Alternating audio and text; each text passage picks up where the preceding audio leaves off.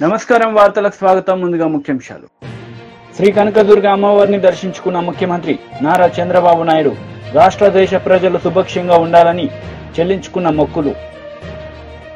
వైఎస్ఆర్సీపీ ఎమ్మెల్సీలతో ముఖ్యమంత్రి వైఎస్ జగన్ సమావేశం. 5 ఏళ్ల తర్వాత మళ్లీ అధికారంలోకి వస్తామని ధీమా వ్యక్తం. శ్రీ కనకదుర్గ అమ్మవారిని దర్శించుకున్నారు ముఖ్యమంత్రి నారా చంద్రబాబు నాయుడు. ఈ సందర్భంగా రాష్ట్ర దేశ ప్రజలు సుభిక్షంగా ఉండాలని మొక్కులు చెల్లించుకున్నారు.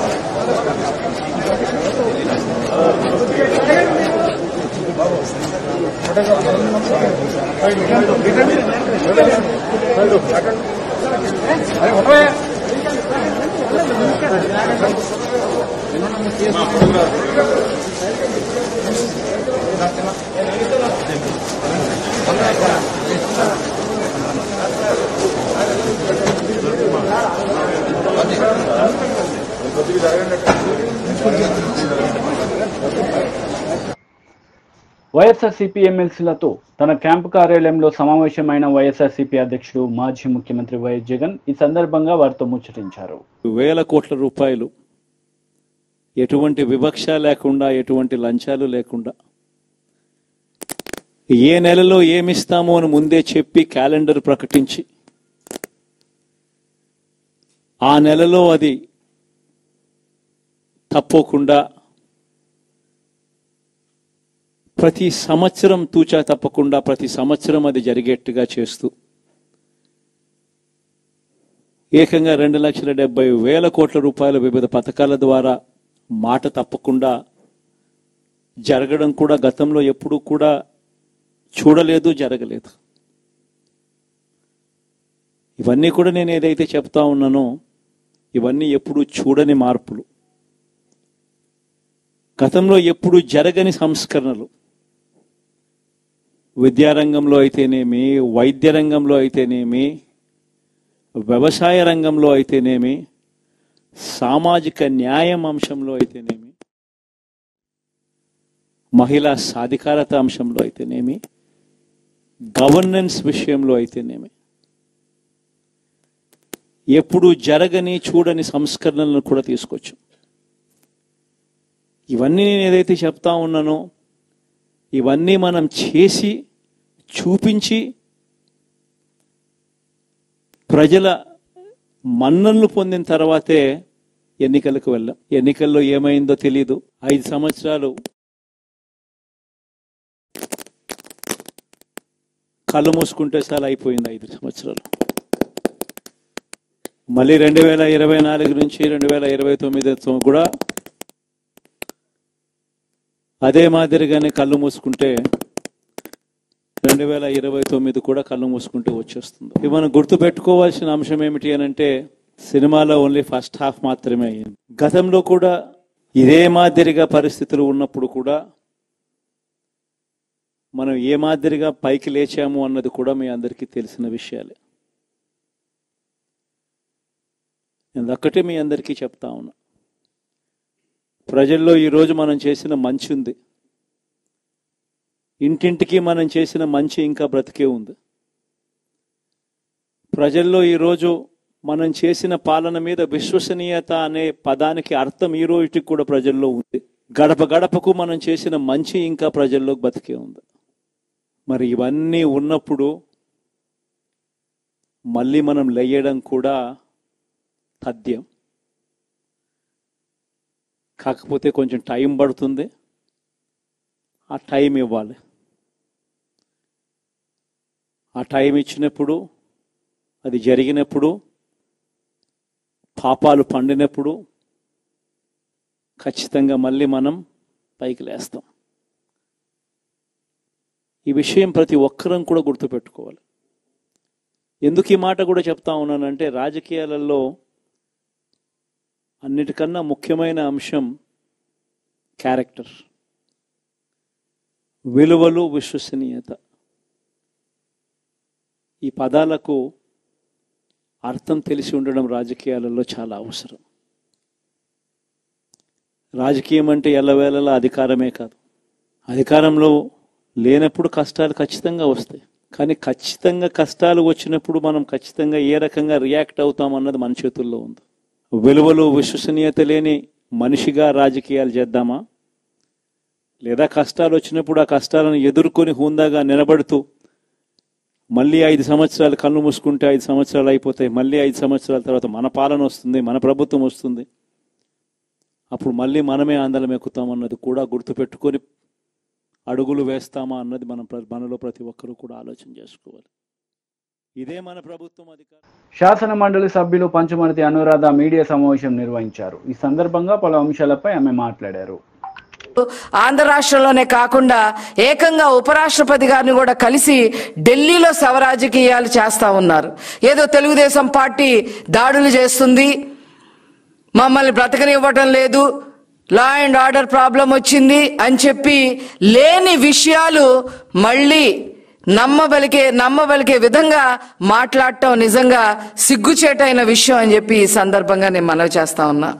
అసలు శవరాజకీయాలు అంటే ఎలా ఉంటాయో మీకు చెప్తాను, దాడులంటే ఏ రకంగా ఉంటాయో చెప్తాను. మా కార్యకర్తల పైన కానీ మా పార్టీ పైన కానీ ఏ రకంగా దాడులు చేశారో వాటిని దాడులు అని అంటారు అని చెప్పి మీకు గుర్తు చేయడానికే ఈరోజు నేను ఈ ప్రెస్ మీట్ అటెండ్ అవడం జరుగుతుంది.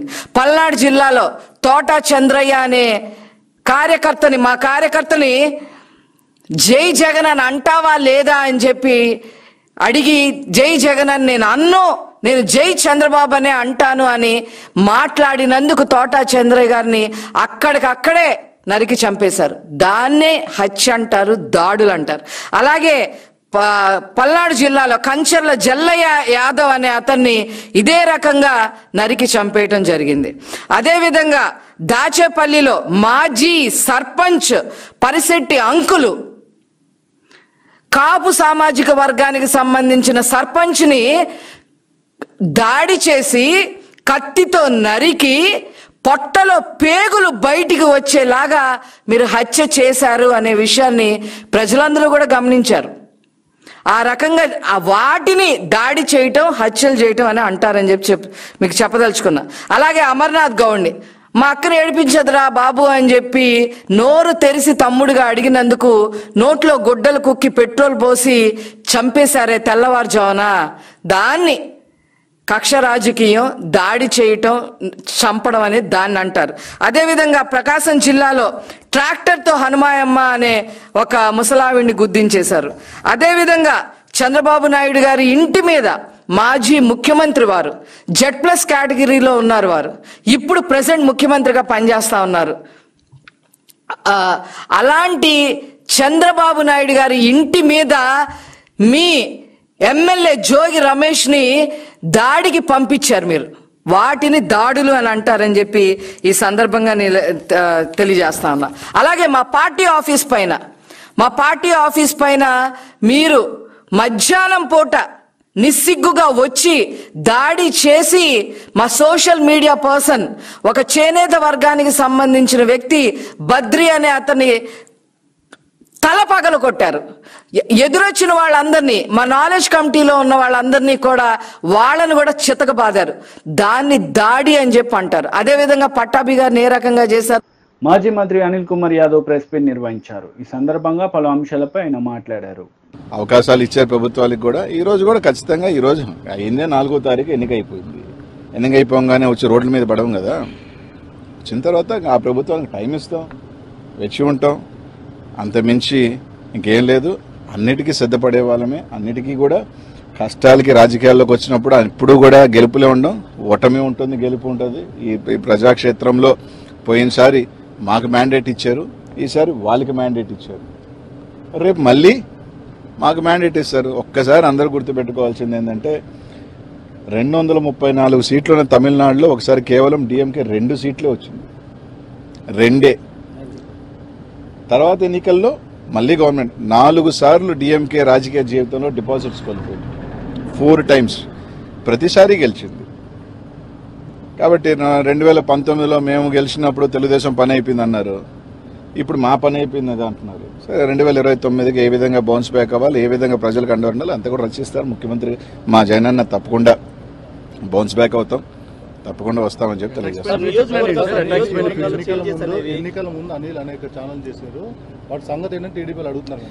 ఇప్పుడు ఒకసారి మీరు అందరూ ఆలోచన చేయాలా. నేను ఛాలెంజ్ విసిరాను కానీ ఛాలెంజ్ ఎవరు తీసుకోవాలా. ఎలా ఉంటారంటే నేను ఛాలెంజ్ విసిరినమాట వాస్తవమే. నేను ఛాలెంజ్ చూస్తున్నప్పుడు అవతల ఛాలెంజ్ తీసుకుని రైట్ మేము కట్టుబడి ఉన్నాం ఈ ఛాలెంజ్కి అని చెప్పునుంటే బాగుండేది. ఎన్నికలు అయిపోయిన తర్వాత అప్పుడు ఛాలెంజ్ చేసేవి కదా అంటే అలా కాదు కదా. నేను ఒక సవాల్ విసిరినప్పుడు ఆ సవాల్ స్వీకరించేవాడు కూడా స్వీకరించుకొని చేస్తుంటే బాగుండేది. రైట్, ఏదో సామెత ఒకటి ఉంది, హనుమాన్ జంక్షన్లో నాకు బాగా నచ్చిన డైలాగు, గెలిచినోడు చెప్తాడు ఓడినోడు వినాలని. ఈరోజు వాళ్ళు చెప్తున్నారు, మేము వింటాం, పర్వాలేదు. రోజు వాళ్ళు ఏదైనా చెప్తున్నారు, రైట్, వాళ్ళు ట్రోల్ చేసుకుంటున్నారు, చేసుకునే అబ్బాయి ఇబ్బంది ఏం లేదు. ట్రోల్ చేసుకునే స్థాయిలో మేము ఉన్నామంటే మేము ఎదిగినట్టే. We are in public. Good publicity or bad publicity is a publicity. నియోజకవర్గాల మార్పులు ఓటమిలో ఎంతవరకు ఫ్యాక్టర్ పనిచేయని ఏమీ ఇప్పుడు పల్నాడులో నాకు 40,000 ఓట్లు ఎమ్మెల్యేల కన్నా ఎక్కువ వచ్చినాయి కదా. అంటే మీ కొరకే కదా ఓవరాల్ చెప్తున్నా. కాబట్టి అదేం పెద్ద నేను కోరుకోను. ఎందుకంటే ఇంత పెద్ద ఎలక్షన్ దీంట్లో కొన్ని దగ్గరలో చూసుకున్నప్పుడు రకరకాల అనుమానాలు ఉన్నాయి, రకరకాలు ఉన్నాయి. కాబట్టి అదేం పెద్ద ఫ్యాక్టర్ నేను అనుకోను. వేరియస్ రీజన్స్ అన్వేషిస్తూ ఉన్నారు. కొన్ని మాకు తెలుసుకోని కారణాలు, మా నాయకులు కూడా కారణాలు ఎందుకు పోయినాయి, రకరకాల కారణాలను వాళ్ళు అన్వేషిస్తున్నారు, మేము అన్వేషిస్తున్నాం. తప్పకుండా దాన్ని అంతా కూడా ఓవర్ హెడ్ చేసుకొని వాళ్ళు ఇచ్చిన హామీలు కానీ రకరకాలు కానీ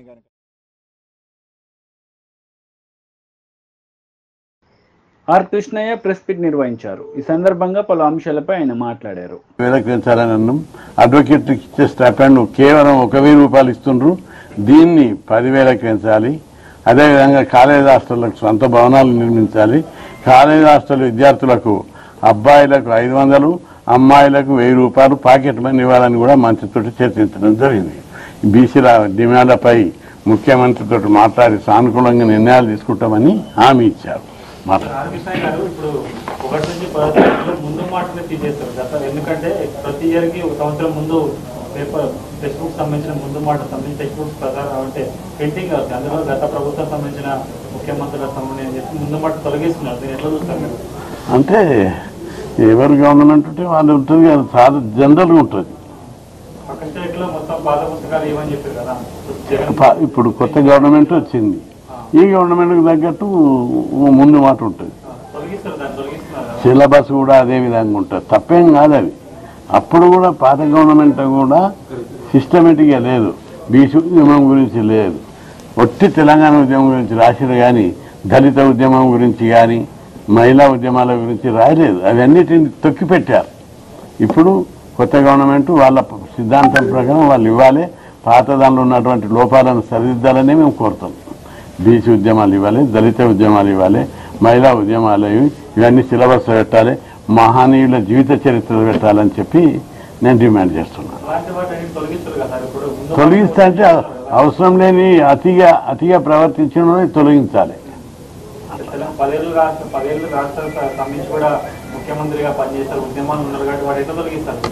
అంటే కేసీఆర్ జీవిత చరిత్ర కావాలన్నా?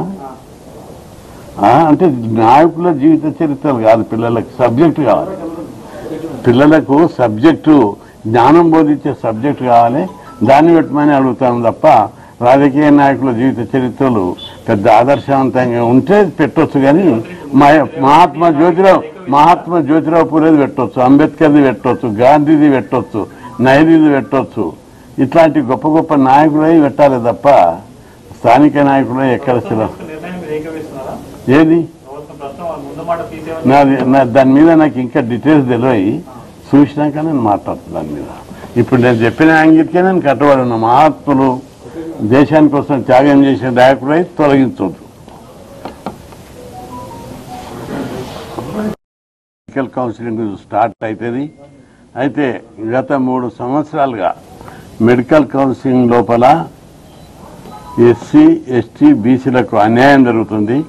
మెరిట్లో వచ్చినటువంటి అభ్యర్థులను రిజర్వేషన్లో పెడుతున్నారు. ఈ విధానం గతంలో సుప్రీంకోర్టు ఇచ్చిన తీర్పుకు లేదా 2001లో 550 జీవో స్టేట్ గవర్నమెంట్ జారీ చేసింది. దానికి విరుద్ధంగా ఈ రిజర్వేషన్లను బీసీ, ఎస్సీ, ఎస్టీ రిజర్వేషన్లకు తుంగల దొక్కి అన్యాయం చేస్తున్నారు. కాబట్టి వెంటనే ఆ జీవోను మార్చాలి. పాత జీవో ప్రకారం 550 జీవో ఉంది, ఆ జీవో ప్రకారం రిజర్వేషన్లు ఇంప్లిమెంట్ చేయాలని చెప్పి బీసీ సంక్షేమ శాఖ మంత్రితోటి చర్చలు జరపడం జరిగింది. అయితే దీని మూలంగా ఏటా 300 మంది బీసీ, ఎస్సీ, ఎస్టీ అభ్యర్థులకు ఎంబీబీఎస్ సీట్లు రాకుండా పోతుంది, అన్యాయం జరుగుతుంది. అందుకే దీన్ని సమూలంగా మార్చాలి. పాత జీవో 550 ఏదైతుందో అదే జీవో ప్రకారం ఇవ్వాలి అడ్మిషన్లు అని చెప్పి కోరడం జరిగింది.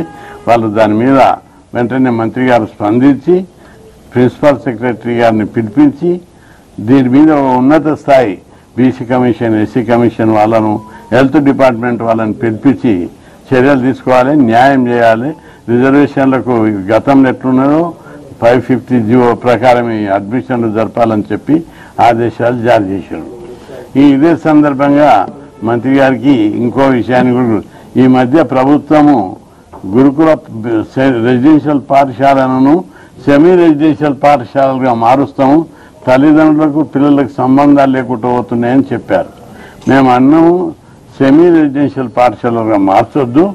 సెమీ రెసిడెన్షియల్ పాఠశాలలు ప్రభుత్వం లోపలనే లేవు, రెసిడెన్షియల్ ప్రైవేట్లో శ్రీ చైతన్య, నారాయణ, శ్రీ గాయత్రి అనేక గురుకులాలు ఉన్నాయి కార్పొరేట్ స్థాయిలో, వాళ్ళతోటి సంబంధాలు ఆ గురుకుల. వార్తలు ముగించే ముందు ముఖ్యాంశాలు మరోసారి. శ్రీ కనకదుర్గ అమ్మవారిని దర్శించుకున్న ముఖ్యమంత్రి నారా చంద్రబాబు నాయుడు రాష్ట్ర దేశ ప్రజలు సుభిక్షంగా ఉండాలని చెల్లించుకున్న మొక్కులు. వైఎస్ఆర్సీపీ ఎమ్మెల్సీలతో ముఖ్యమంత్రి వైఎస్ జగన్ సమావేశం. 5 ఏళ్ల తర్వాత మళ్లీ అధికారంలోకి వస్తామని ధీమా వ్యక్తం. ఈ వార్తలు ఇంతటితో సమాప్తం. తిరిగి ప్రసారమయ్యే వార్తల్లో మళ్ళీ కలుద్దాం. అంతవరకు సెలవు. నమస్తే.